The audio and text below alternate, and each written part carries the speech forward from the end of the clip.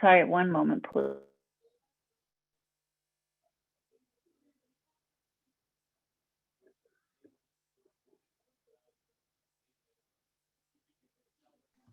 Mark, I figured it out. It's only the science faculty that have to do these SNLs on Super Bowl Sunday.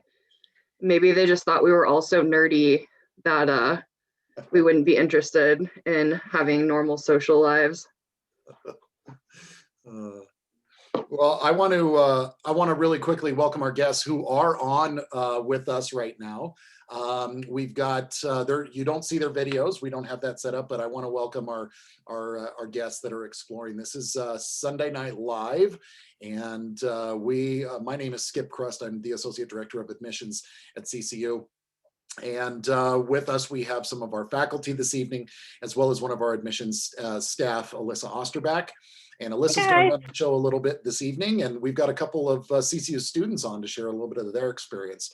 But to kick it off tonight, I'd like to begin with prayer, if I may, and then we can kind of get the show on the road, so to speak. So let's pray. Lord God in heaven, it is our pleasure to be in your presence and also be virtually sharing the presence with one another. I pray that you would bless this evening and all the conversations that we have. And I pray that you would give our faculty and students the words to speak, and that most importantly, you would speak to the students that, the prospective students that are on this call right now, that you might be able to speak to them about your will and purpose for their life and what it is that you have in store for them. And as they consider college and their future, that you would be in the midst of that. Thank you for all that you're doing for us and in our lives. And we look forward to what this next hour is going to hold. In your name, amen. Alyssa, I'm going to turn it over to you, but Awesome. Thanks again. I'll be right here. Awesome. Thanks, Skip. Hi, everyone. I know I can't see or probably hear you, but we're so excited that you've joined us tonight. Looks like we've got a pretty good crowd.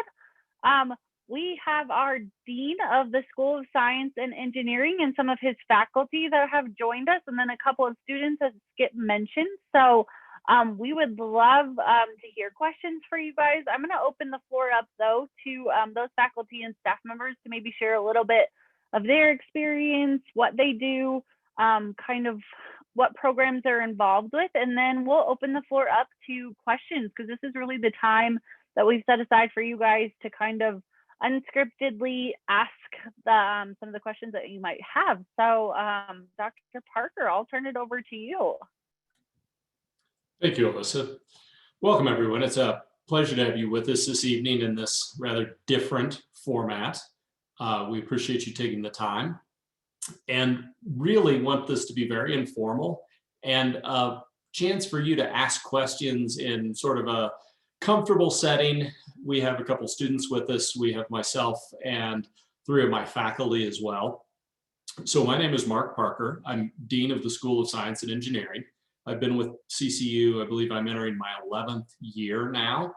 And during that time, we've seen CCU go from, I believe there were 58 students my first semester on campus, and I believe we had close to 350 with us in science and engineering this fall. So we've been blessed with incredible growth, and we've been able to build a program that has put students in every type of medical school, nursing program, PT, OT, DO, you name it, we've done it. Some of them even graduate and get out and have jobs and earn money and crazy things like that.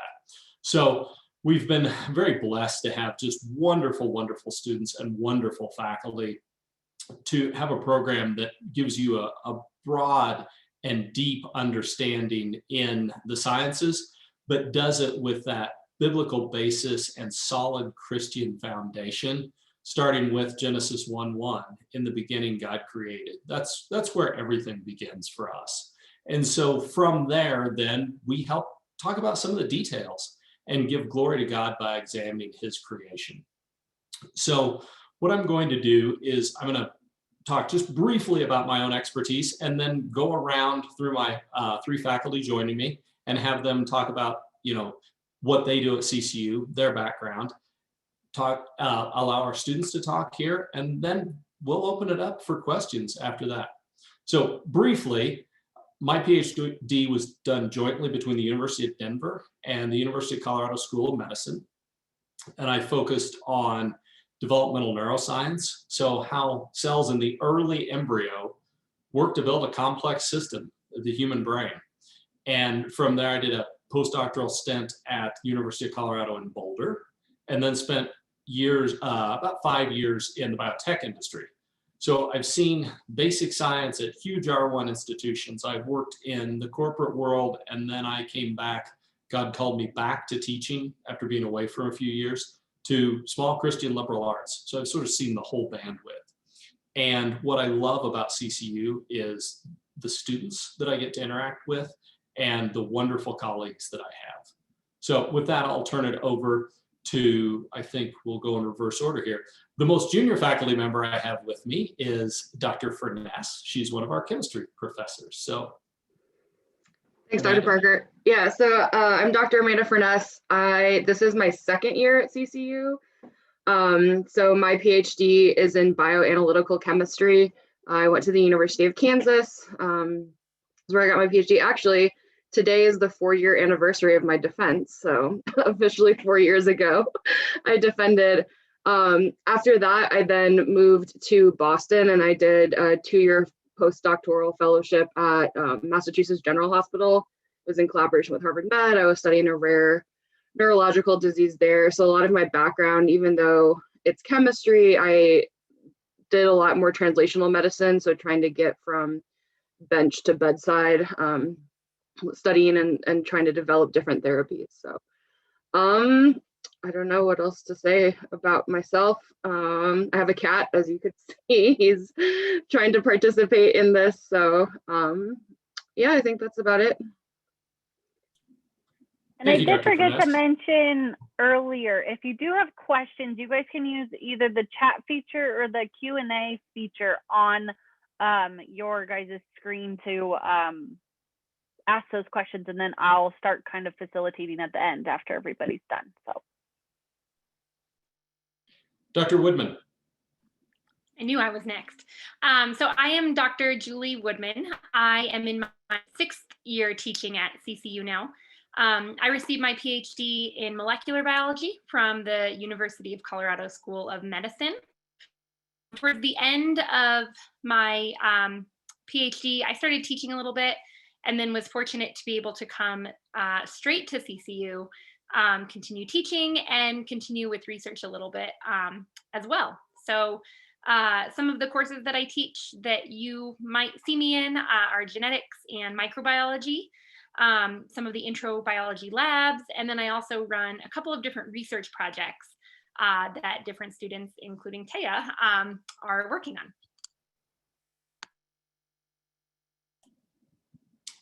Thank you. Dr. Koval.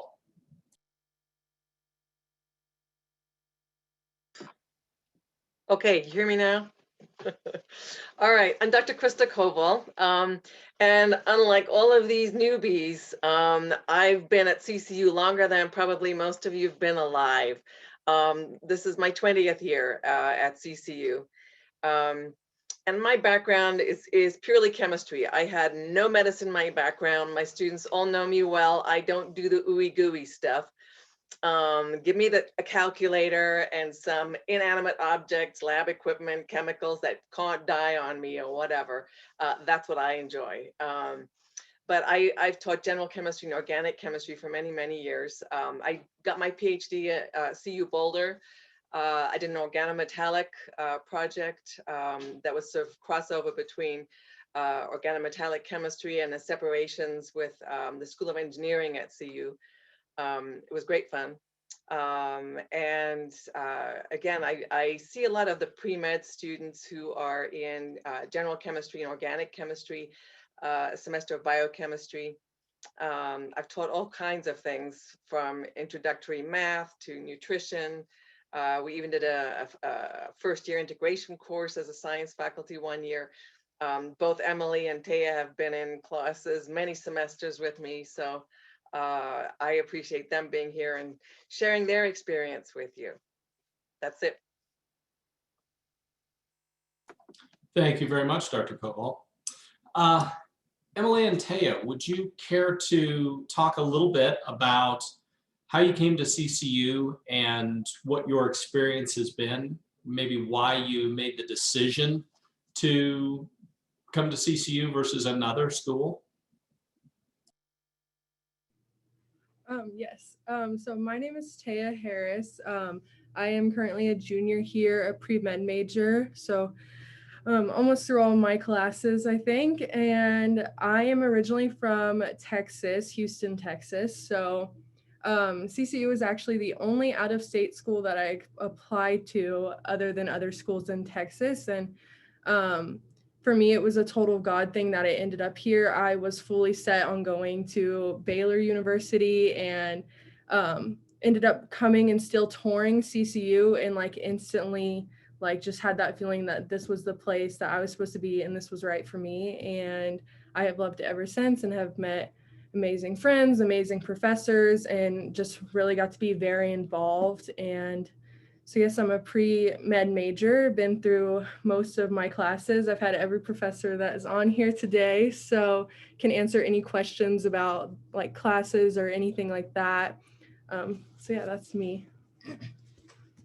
And then, hi guys, my name is Emily Madson. I am also a junior here at CCU. I am actually a health science major, but I was still asked to be on this Zoom call because I've taken a lot of the same classes as a pre-med major would on that track. So yeah, my experience at CCU has been awesome. I'm originally from Rochester, Minnesota, and I had a couple friends come to CCU the year before me, so they kind of recommended that I look at it, and they had had great experiences as well.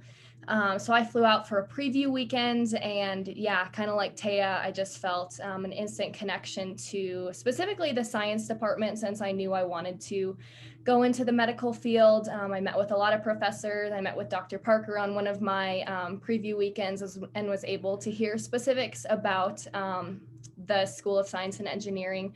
I also loved just the personal connection that I've been able to make with professors, with other students, whether in the School of Science and Engineering and not.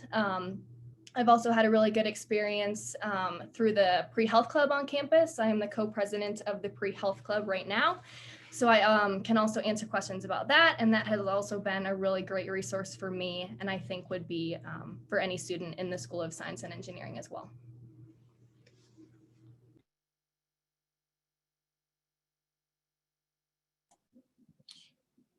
So the goal for this is for it to be informal and interactive. And I really think that's, unless somebody else has something to add, kind of a little piece we wanted to get out of the way. Now we want to turn it over to your questions and your interactions and allow you to ask the things that you'd like to do. Keep in mind that we can't see you, which is a little strange, but we feel like we're talking to each other. But, you know, happy to answer whatever questions. And I see there's already a couple popping up in the Q&A and in the chat. So Alyssa, do you want to serve as our moderator? Yeah, I would love to. It sounds like a couple of students are asking questions about kind of the difference between maybe a pre-med track versus a bio track, and is like the pre-med major its own thing, and how does that kind of work if I do? It sounds like Lindsay McDonald kind of had that question in the scene with Charlie Cook here asking those kinds of questions and maybe what those degrees specifically look like. I can put 2 cents in already. Medical schools don't care what your major is. All they care about is if you've got the appropriate prerequisite courses. So you could be a business major or a music major and take the appropriate courses and then still get into med school. So you can be pre-med and you be on that track, but you can do the exact same courses that are necessary for med school and be a different major. It's just that by the time you've taken all the courses necessary for an application to med school or for what you need for taking an MCAT, you pretty much have the pre-med major, which is just a biology degree on steroids. That's to Dr. Koval's point. My graduate work was done, like I said, at a medical school. And so I was in the same classes and labs with others who were MD, PhDs, for instance. And one of my colleagues, one of my fellow students, actually had a BA in dance as her undergraduate degree. She was a ballerina, blew out her knees, and as part of that process, took all the prereqs, did amazing, and they found it so interesting in her interviews that here was this ballerina who wanted to go to med school. So they don't care what the degree says. The reason we have a separate pre-med degree is because there are certain series of classes you need to knock out to be ready to take the MCAT after your junior year.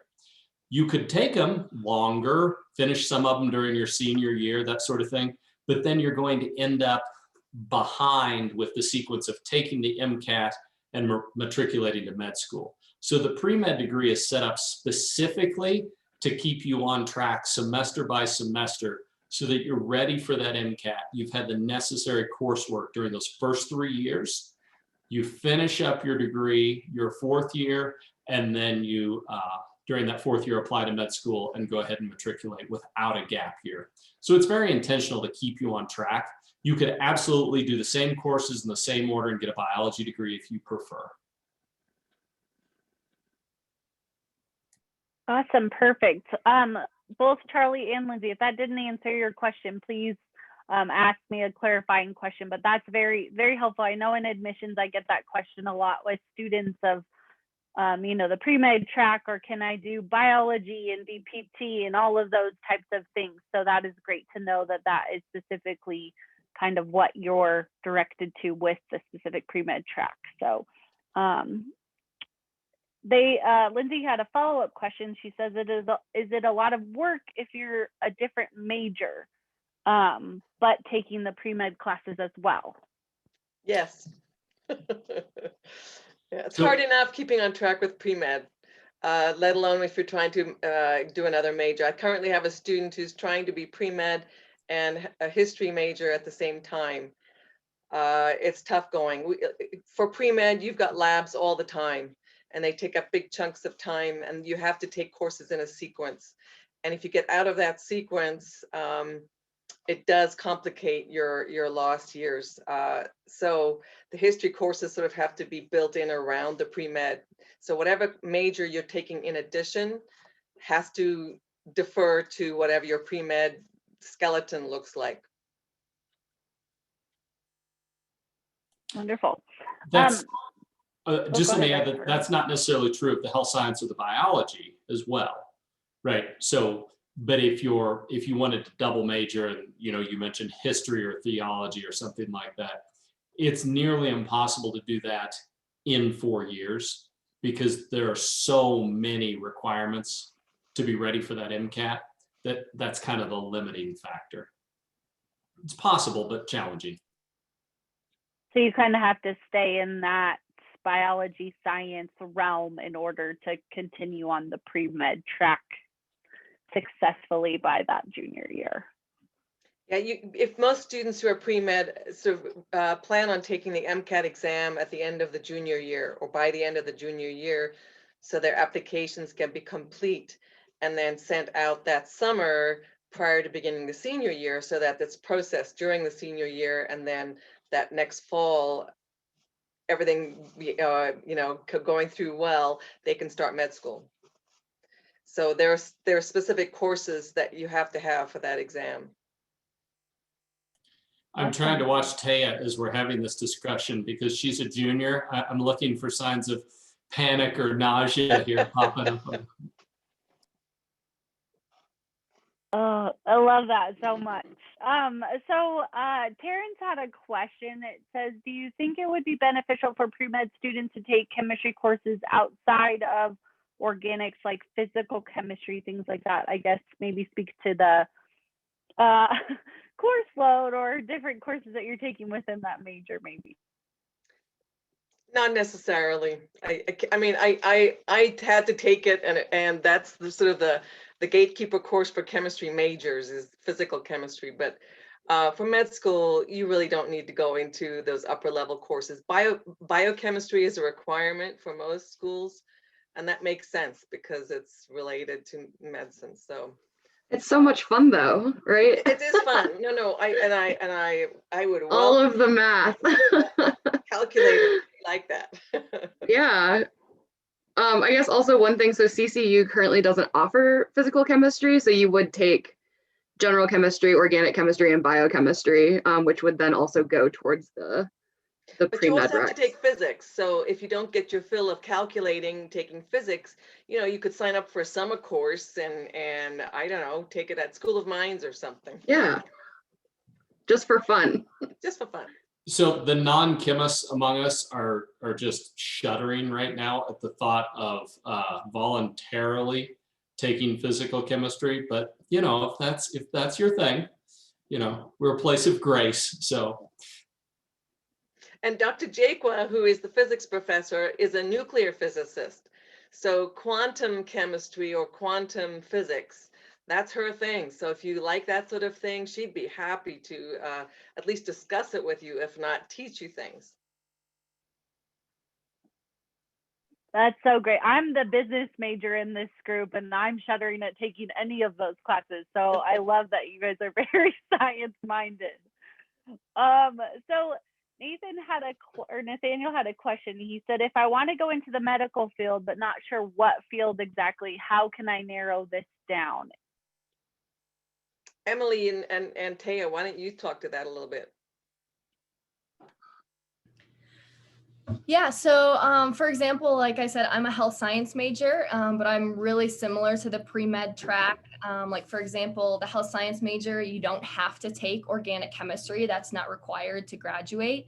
But I want to go to physician assistant school, and a lot of PA schools require organic chemistry. So I'm still taking organic chemistry in order to have that prerequisite to apply to PA school. So narrowing that field down was something I did struggle with. I was kind of deciding between PA school and med school. And I know there are a lot of other options out there like PT, OT. So I just kind of weighed a lot of the pros and cons. I'm a big list person, so I was making a lot of lists for pros and cons of med school versus PA school. And it just totally depends on the type of person you are as well. So that was a little bit of a process for me to narrow that down. Obviously, a lot of prayer and support from friends and family played into making that decision. But I feel great on the track that I'm on as a health science major, but eventually applying to PA school. Yeah, and for me, I came in, obviously I've been pre-med my whole 3 years here so far, and I'm not planning on changing that, but like what I have wanted to do has kind of changed. I came in like full set, like I want to go to MD, DO schools, something like that. And throughout my time at CCU, being exposed to other classes and exposed to other professors, like I had debated, like, do I want to do MD, PhD, or do I want to do PA school or just research, just a PhD? So there's so many options out there. There are PT students here, like all those other options. And now I'm actually decided that I'm going to pursue genetic counseling and take the GRE. But if anyone has questions about like med school, I've done extensive research on that these past 3 years. So I can't answer anything like that. But for me, it was like being exposed to other classes and exposed to professors and other students that are planning, because like in just the pre-med classes, like we have dentist students, other things like that. So for me, it was like the peer support from not only like my peers and professors as well, like trying to narrow things down was very helpful for me, if that answered that. Emily, you mentioned pre-health club. Maybe talk about how that exposes people to different options that they might not have been aware of. Yeah, that's great. So I came in kind of starting my sophomore year, I was more exposed to pre-health club. So now as the co-president, I want to make sure that students are exposed to it like right when they come in freshman year. And like I understand a lot of the confusion going through kind of deciding what you want to do in the medical field. And like at this point when like you're a freshman or even not a freshman yet in college, like you do have a lot of time to figure it out. So like I encourage you to not stress about it, but to definitely like find resources through the pre-health club is going to be a great option for you. So we just started a mentorship program last fall. So we have about 15 upperclassmen, juniors and seniors, and some graduated students that have decided what type of graduate program or med school they want to do after CCU.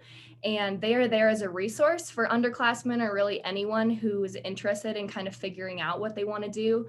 So like my name is on the list as a pre-PA student. So underclassmen that are maybe interested in PA, but also just want to hear more about it, they've reached out to me and I've met up with them to kind of discuss the things that I know and the things that helped me make my decision. So really on that mentorship list, we have pre-med students, pre-PA, PT, pre-dentist, pre-vet. We have a lot of options and resources of upperclassmen students that can help you and meet with you and answer any questions that you may have. In addition to that, through the Pre-Health Club, we have speakers about once or twice a month coming from usually graduate schools, different med schools or PA or dental programs where they speak specifically about their program and can have any of your questions answered as well. So those meetings are usually really helpful to attend as well. Awesome. Thank you, guys. There is a couple of questions on there specific to like majors or looks like somebody's asking about like occupational therapy. If I wanted to do that, what would I major in? Or looks like maybe anesthesiology would be something. So maybe you guys can speak a little bit to that of like what their track might look like. Yeah, I can go ahead and start with that one.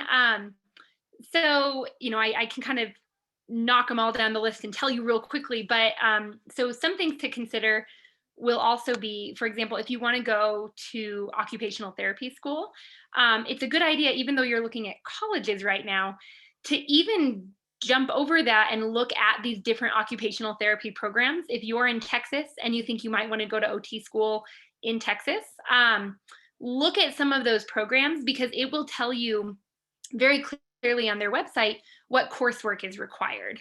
And that will help you when you're looking at CCUs, majors, and classes that are required to find what undergraduate degree plan fits best with your goals. A lot of our occupational therapy students are health science majors or pre-med majors. There's a lot of similarities between those two majors. The difference, like Emily said, is that organic chemistry is not required for health science students, though you can opt to take that if your ultimate degree program requires it, like PA school, whereas OChem is absolutely required for the pre-med degree. So there's a lot of overlap, there's a lot of flexibility. It's never a bad idea to look at those requirements that you're going to need. We also, so LDC advisors and all of your professors at CCU have a pretty good idea of a lot of those requirements too. And so when you're on campus, we are more than happy to help you navigate that as well. And then just to address the anesthesiologist question, that would be pre-med because you'd be going through medical school and then that route. Awesome. That's so helpful. I know too, there's a few, I think, students that are kinesiology. So one was kind of asking, can I do kinesiology and minor in chemistry? I know this is a pretty new program for us.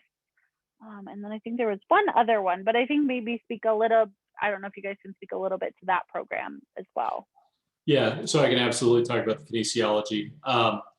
What's going to be different about the kinesiology program is since it's a fairly different discipline, there's not the same chemistry requirements that there are for a pre-med program, let's say. So you'd absolutely have the option to minor in chemistry, but that's heavy. A minor is a minimum of 18 hours and some go as far as 21 or 24 hours. So you'd basically be taking the entire chemistry sequence on top of the requirements for your degree. Great. And all of these too are list, all of the degree plan or course catalogs are also on our website too. So if you haven't taken a look at those, that's a great place to start as well. But specifically too, you guys will get paired up with a academic advisor or the Life Direction Center advisor coming up in April. And they usually sit down with you as well that first couple weeks of classes once you guys get started and kind of ask you, what are your plans? What are you thinking about? And they can kind of help guide you in those things too. Dr. Parker, I don't know if you know this question or not, but we do have some questions about acceptance rates for med school and kind of what that looks like for our CCU students. So if you talk about percentages of acceptance, that can be very misleading, because is it the number of people that came in as freshmen who thought they were going to apply to med school? If so, it would be infinitesimal at most universities. If it's the number of people who actually go all the way through, take the MCAT and apply, it's a very different number. So when you see numbers in the 90s, it's that latter that they're referring to, where people completed the whole program, felt comfortable enough to take the MCAT, felt good enough in their MCAT scores to go ahead and apply. Yeah, that's a great admissions rate. We do wonderfully at that. But you just heard from Emily and Tehya both, well, we thought about being doctors at the beginning, but then as we learned more options, we've, felt called over here or called over there, and there's a little bit. So from the people in our audience tonight, you may get to CCU and then decide, I didn't know about genetic counseling, or I didn't know about research and how much I love working in the lab. So there will be a lot of drift between tonight and May 4 years from now. But what I can say is almost everyone who graduates from CCU with the intention of applying and meets all their criteria, we have a very, very high placement rate. I can think of a handful of 2 or 3 students who got to the point where they actually were applying to med schools and then changed their minds or possibly didn't get in. And even the ones that I'm aware of who didn't get in first try, oftentimes took feedback from the application process, found out what they needed to make themselves a stronger candidate, and then did that and reapplied. So we've had a couple students who didn't get in first cycle and then did things like a master's of anatomy to bolster some weaknesses, applied to retake the MCAT to improve some scores, that sort of thing. So I don't have a hard number for you, but our placement of those students is outstanding. And maybe Dr. Koval would want to speak about that, because she sort of tracks those students on almost an individual basis. Yeah, like Dr. Parker said, it's very difficult to put a number on that. But every year, we have a committee letter that several of us write when students are applying to medical school. So I kind of know which ones are applying. And we're always honest with our students if we don't feel like they've got what they need just yet. If there are things that they need to shore up, shadowing, you've got to do some shadowing. And so if you're thinking along the lines of a medical career or some kind of health career, you really ought to spend some time, this summer, if you haven't already, shadowing some different options, like shadow a DO, shadow an MD, shadow a PA. And with COVID, of course, that makes things very complicated. Maybe shadow a dentist, but you might find then that going on a trip, the pre-health club, they do medical mission related trips, getting outside of the US and into an underserved population. Medical schools love that sort of thing. They like you to have experienced life. And the unfortunate thing is that competition is just rife. And when you're looking at 7,000 applicants for 185 spots at CU Unschutz Medical School, you've got to be outstanding. And they expect a lot of maturity. So a lot of the students who end up reapplying really have gained some life experience, have matured in some way, and that's what eventually gets you in. The coursework is one part of it, but it's a fairly small part. So you've got to get a great GPA, and you've got to get a great MCAT score. The MCAT score is the best predictor of whether you'll pass your board exams or not. And you want to pass those boards, and your medical school wants you to pass those boards. because you'll be up to here in debt. You need to be able to graduate so you can go and earn some money and pay back that debt. But the medical schools also will lose that spot. We desperately need doctors. And if you don't successfully get through medical school, they lose a spot for that graduating clause. Your letters of recommendation have to be stellar. Your essay is probably the hardest piece of your whole application. And this goes for things like PA school or dentistry or whatever. Your essay has to explain why it is you want to do this thing. And you've got to have that passion for medicine, a passion for research, a passion for dentistry, whatever it is. And that has to come out in your essay, and it has to be you. So there are lots of pieces that have to come together just right. And most of our students, by the time we get to a committee letter, they have it. And we look over their essays, we help with interview practice. Yeah, I'd say probably out of maybe 10 applicants for med school, 7 of 8 or 8 of them get in the first round because we've done great prep work and they are ready. Again, a couple of those may end up doing another cycle or maybe taking a gap year to kind of do some more shadowing or research or travel. But that's never a bad thing. Medical schools, I think CU has an average age of about 26, 27 for incoming students. So being, fresh out of the undergraduate program at 22 and having everything that they want of you, including maturity, that's a tall order. And sometimes students just need to spend another year of life and experience. I don't know if that really answers the whole thing. I think that's great. And maybe Dr. Koval, you could speak a little bit. Students are asking if they could maybe study abroad in the pre-med program, or if courses are a little bit too rigorous, or is there a possibility of doing that?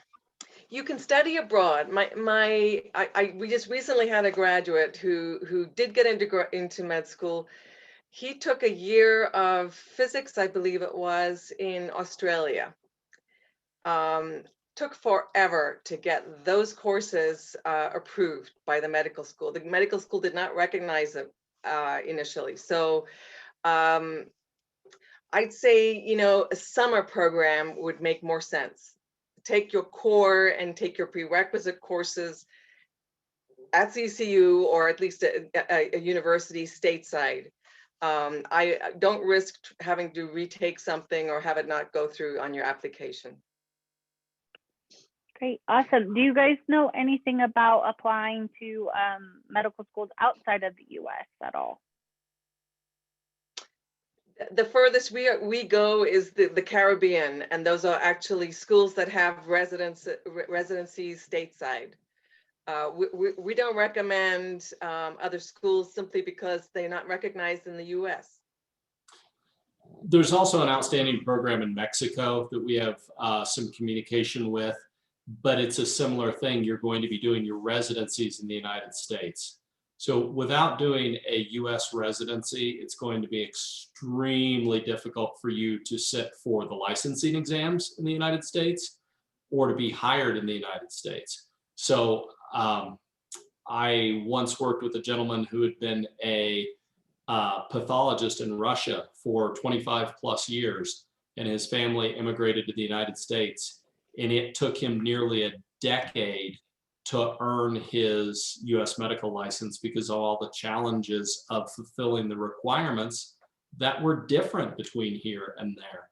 So while it's possible for certain medical schools, it's not something you need to investigate it very, very closely to be sure you weren't setting yourself up for a really difficult situation down the road.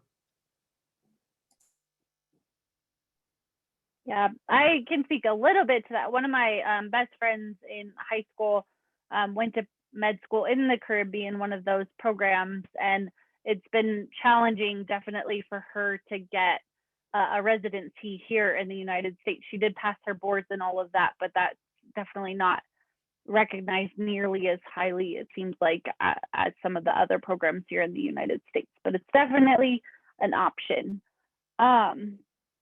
There's a couple questions in here about opportunities maybe for shadowing, like you've talked about, Dr. Koval, and also letters of recommendation from professors. So maybe you guys can speak a little bit into that. Let me speak briefly to the letters of recommendation. So CCU is a very relational school. Right? One of the most important things you're going to do here is build lifelong relationships. And that holds true of your faculty as well. So when you go to a giant state school, which I did, your professors might recognize you out of that sea of 500 faces in their intro bio class. Whereas here, you've got a tenth of that. And then as you progress through the degree, the classes become smaller and those relationships stronger. And not only do we know who you are, but if you're intentional about building relationships with your faculty, we'll know where you come from and where you want to get to and why you want to be involved in that program of study and why you have an interest in attending that medical school. And it allows us to write a very directed, accurate, and reinforcing letter of recommendation. And Dr. Koval's already pointed out how important those letters of recommendation are for you. So in a way, getting a good letter of recommendation isn't on your faculty, it's on you to build that relationship with the faculty, if that makes sense. We can all write really good letters if we have someone to write it about, if that makes sense. So, it's very important that you build those relationships as well. And I think something that, is a key component of your undergraduate maturation is learning how to invest in those as well. Does somebody else want to handle the other half? I think that the other part was about shadowing. Again, COVID has made that very complicated these days. But I think one of the better ways we've actually seen students get experience or get firsthand sort of knowledge of what it's like to be in the medical profession is some of these medical mission trips. There are a couple of organizations, International Medical Relief and then Medical Missions International, which I think Emily maybe can speak to about that trip. But these are trips where they know there are students who need experience, and they will rotate you through the different stations in a clinic, for example, in a week to 10 days. I had a couple of students went to Haiti a few years ago, and they got excellent letters of recommendation from the people they were actually shadowing, working with on the medical mission trip, because those people were in the same boat at some point and they understand the value of the experience and then having someone to observe you in that situation. So I think that's a great concentrated way of getting some shadowing in. Emily, I don't know if you want to talk about the trip that's coming We also up. have, like, not for non-international things, right? We also have students that become medical scribes at a hospital, which that's a really good way to get experience.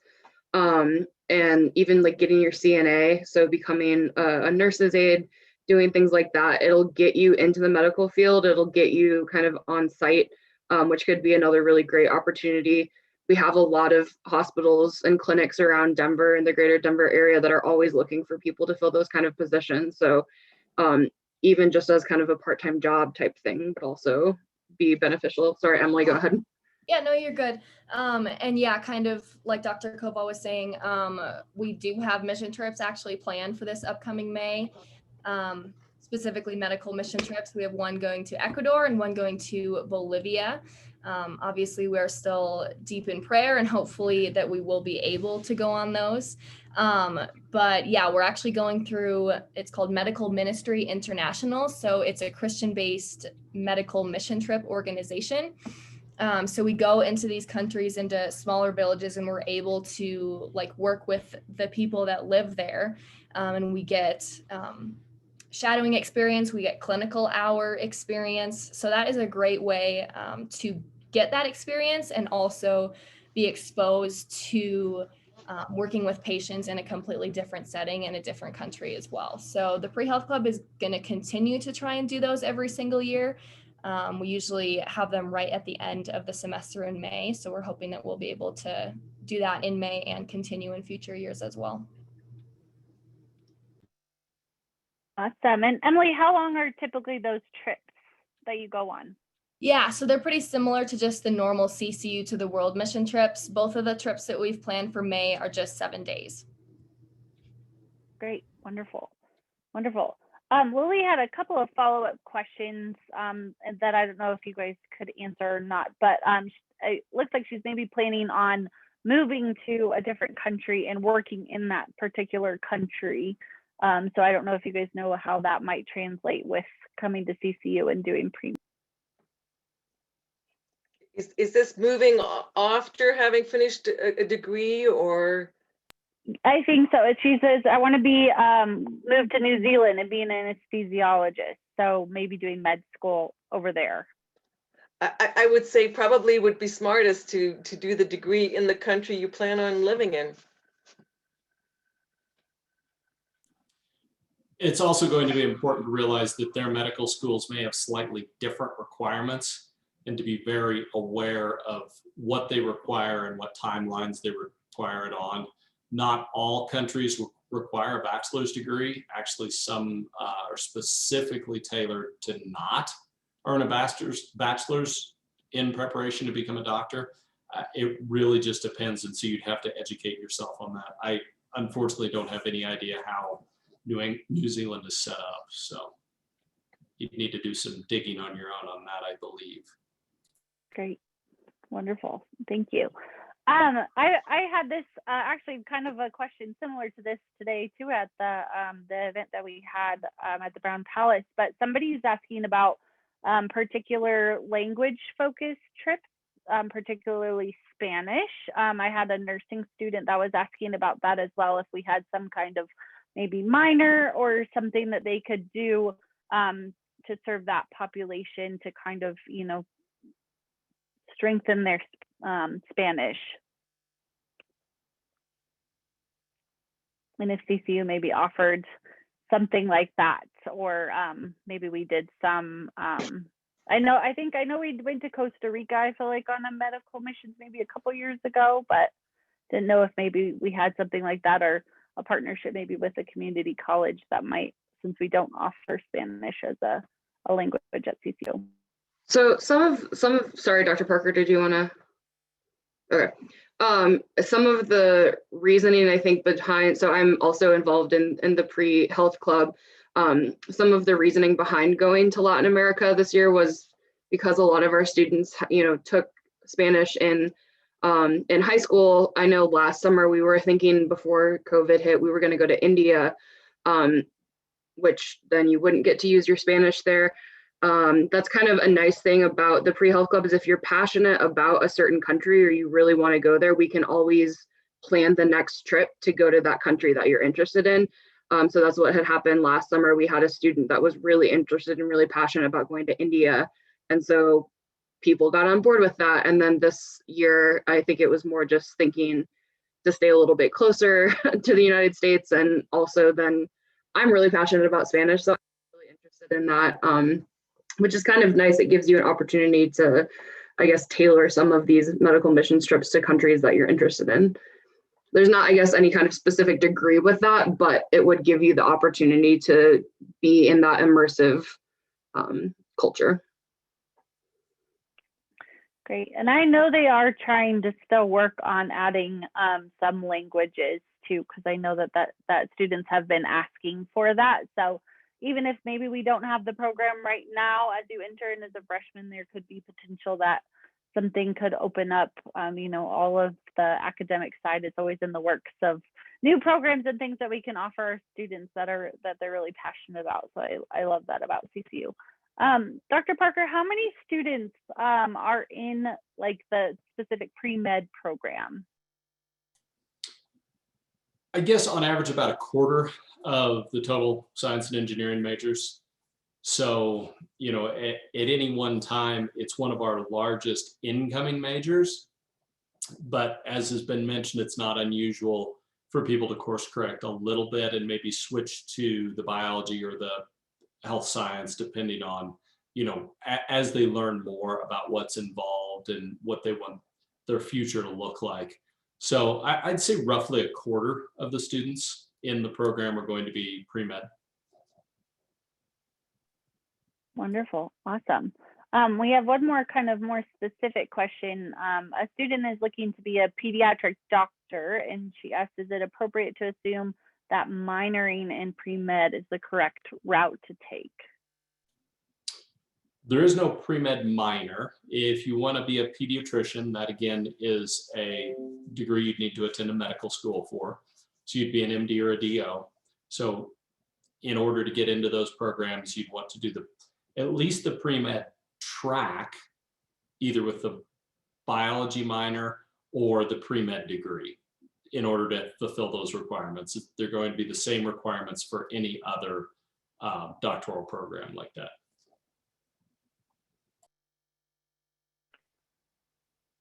Awesome. I'm making sure I'm not, looks like we're getting close to the end of the questions here.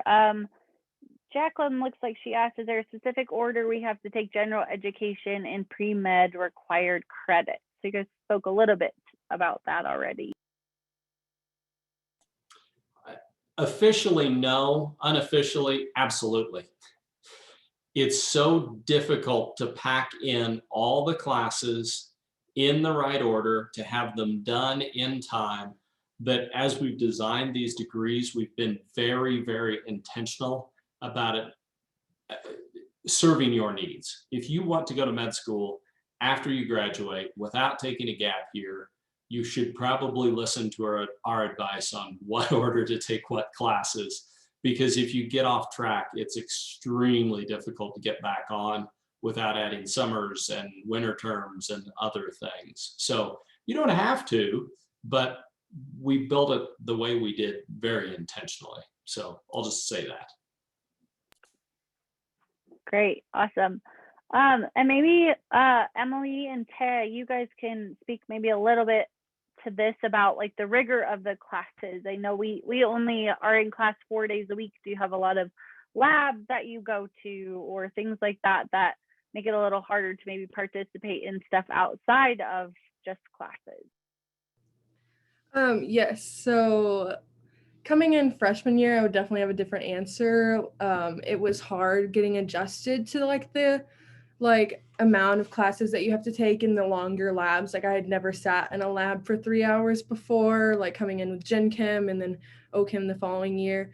But now, like as a junior, I would say that if you are organized and like you said, like you lay out your schedule, like in a good way, and those labs do go later than other classes. And, but overall, I think it's very manageable and you do have free time. We are both in extracurriculars. I was the president of the women's club volleyball team, and Emily does pre-health club, and we see our friends and do other things outside of school. So I think that it is all very manageable. It's just how well you manage your time. So yeah, that would be my take on that. Emily wants to speak. Yeah, and I think it also depends on kind of what type of environment you're coming in from high school. So both Tehya and I took like AP and IB classes in high school. So I think that really prepared us for college level courses, specifically science courses as well. Like Tehya said, coming in freshman year, it is a completely different experience that I think a lot of freshmen struggle with to just get adjusted to that schedule. But CCU has it, I think, a lot easier than a lot of other schools. Already having Fridays off is a huge blessing, to be able to get caught up on stuff and just have that extra time to do other things. So like Tehya said, it is manageable, especially if it's a degree and a job that you want to pursue, that you'll find a way to fit everything in and do everything the best that you can. Great. Thanks so much, girls. I know that I think it's a adjustment no matter the major you take, because, mom and dad aren't saying, are you getting your homework done? Have you studied? Things like that. So I think regardless of major, it's definitely a little bit more challenging to have better time management. But yeah, I definitely agree on that. Dr. Park, I love this question. This is probably one of my favorite questions, but one of the students asked, is it hardworking in the STEM field as a Christian? Many people falsely believe Christians are less educated.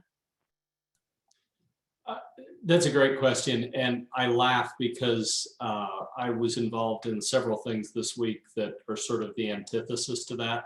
So for instance, yesterday I spent an hour and a half in a conference with Dr. Francis Collins, who is director of the NIH and one of the most world-renowned research scientists in the world. And he's also a devout evangelical Christian. And so the discussion was about COVID-19 and where we stand with vaccine development and vaccine distribution and that sort of thing. But it was in the context of a Christian setting. And it finished with a hymn. So no, it's not difficult. Is it different? Absolutely. But if you go back to the beginning, we just have this wonderful insight that everything we learn about is because God did it. We truly are fearfully and wonderfully made, and we get to celebrate that. So you can be outstanding in both fields, and you can use your scientific knowledge and acumen to be a witness for Christ in the workplace. Why are you different than everybody else? And it's just such a wonderful opportunity. And then along those same lines, just this week, there was a discussion. Dr. Woodman, would you care to comment on the Thursday night session? Sure. So I'm the faculty advisor for the student chapter of the American Scientific Affiliation, which the professional chapter, the main organization, is what put on the conference that Dr. Parker was talking about. And so as a student chapter, it gives us the opportunity to bring science and faith together whenever we want, and more frequently, to dive into issues that specifically students want to address, bring in speakers of scientists who are, fantastic Christians. And so Dr. Furness and I are doing a 3-part discussion series, really just kind of exploring these questions. And so it's through my personal Zoom. We wanted to do it online to engage as many students as possible. We wanted to do it informal so that it's more of a discussion, not us lecturing. And it was really fun. This first topic on Thursday was discussing God's glory through creation, where, Dr. Furness and I both shared some of those early experiences that we had as science students, just becoming in awe of God's creation the more we learned about it. And then some of the questions that students had that we really, were able to dive into with discussion was actually on that topic. How do you be a scientist in maybe a secular workplace and stay true to your Christian faith? What does that look like? What hurdles are there? What should you be prepared for? And so the nice thing about CCU is that you learn incredible science. You give credit to the incredible creator that gave it to you. And then we can also kind of take that extra step and bring those together with integrity. Look at how, what issues are there, what benefits are there, and really how those two can come together. So that's an ongoing discussion that you'll have throughout your 4 years. And you'll probably find that it really helps you grow in your faith by being challenged to think about these potential hurdles and these questions. Awesome. I so love that. And I love that you scientists are all taking on the world for Jesus and furthering his kingdom. So, I love when students ask that question, is it hard to be a Christian in the world? Yeah, it definitely is. But, so many lives you can touch for the kingdom. So you guys are wonderful mentors in that way of showing students what it looks like to be both excellent in your field, but also, love Jesus too. So awesome. Well, I think that's kind of all of the questions and time that we really have this evening. Does anybody else have anything else they kind of want to add or speak to? I would just like to close with the opportunity to reach out with anything that you come up with later, any other questions you might have. You can contact us through the website, through your admissions counselor, by calling School of Science and Engineering, any of those ways. We're happy to come alongside you as you're making your decisions and help reinforce, what your long-term goals are and how CCU might or might not fit in those. We realize that not everyone is going to be a great match for CCU, but in my experience, those who truly feel called here really flourish here. So, we're happy to help with those discussions as well. I just want to thank you for your time this evening as well. Awesome. Yes. Thank you guys so much for taking the time, Dr. Parker and your faculty and students. You guys are so wonderful. As I mentioned before, I'm an enrollment counselor here at CCU, and we would love to chat with you more about different programs or specifications that you guys might not have gotten answered tonight. So please reach out to us. You should know who that is hopefully by now, because we've been hounding you enough, with all these different events that you guys can attend. So if you have specific questions, please reach out to us. We would love to connect you to a faculty or staff member, or even a student if you have specific questions about that as well. They are more than happy to chat with you guys more about specifics. So thank you guys so much again for signing on.